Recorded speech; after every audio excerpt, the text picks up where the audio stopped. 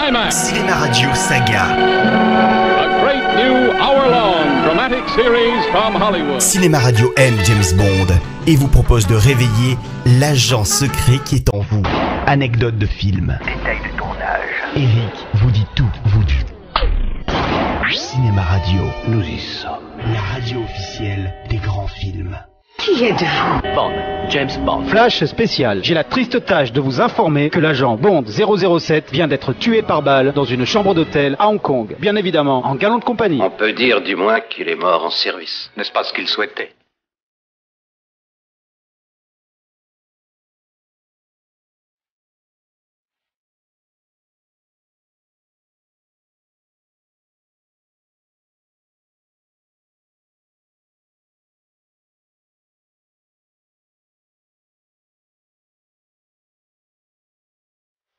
Bon, bien entendu, notre héros n'est pas mort. Sinon, on ne vit que deux fois, sorti en 1967, ne durerait que 5 minutes, le temps du pré-générique. Et ce serait fort dommage, vu qu'il s'agit d'un des meilleurs films de la saga, où tous les nombreux éléments qui ont fait le succès des films précédents sont à leur niveau optimal en termes de qualité. Même le jour de vos funérailles, vous arrivez en retard. Nous n'avons pas la notion du temps, nous autres cadavres. En accord avec M, son supérieur joué par l'excellent Bernard Lee, Bond simule sa mort pour se rendre à Tokyo, incognito, pays où se trouverait la fusée ayant dérobé une capsule spatiale américaine. Hawaï à Jupiter 16. Hawaï à Jupiter 16, je ne vous reçois plus.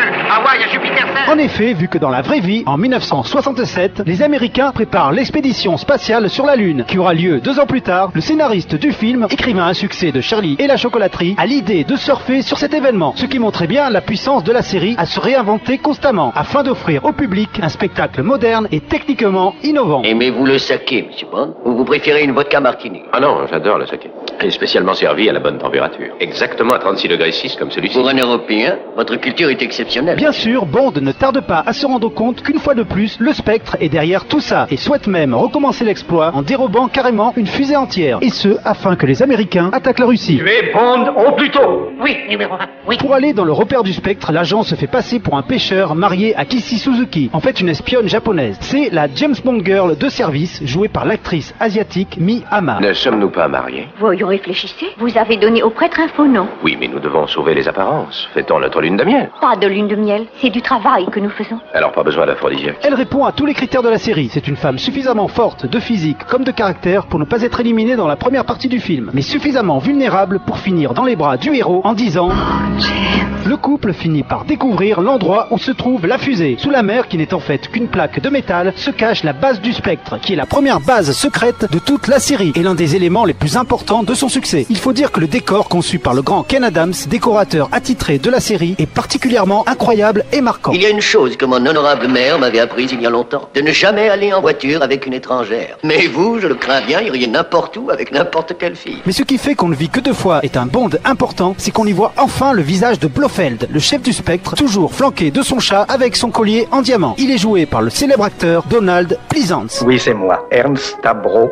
Blofeld. On m'avait dit que vous aviez été assassiné à Hong Kong. Oui, c'est ma seconde vie. On ne vit que 2 fois, monsieur Bond. Véritable réussite, le film n'a quasiment aucun temps mort. Et le scénario ménage de nombreuses surprises. Sans oublier la superbe chanson de Nancy Sinatra qui sera samplée en 1998 par Robbie Williams avec Millennium.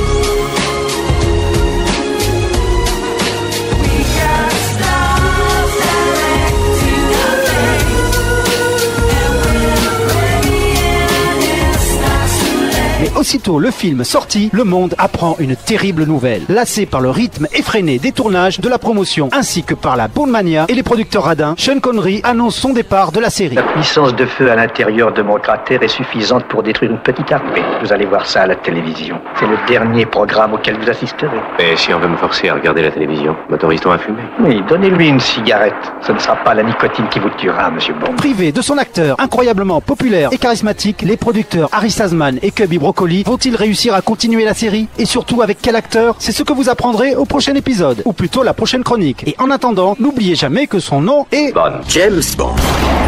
Climax. Cinéma Radio Saga. A great new hour-long dramatic series from Hollywood. Cinéma Radio aime James Bond et vous propose de réveiller l'agent secret qui est en vous.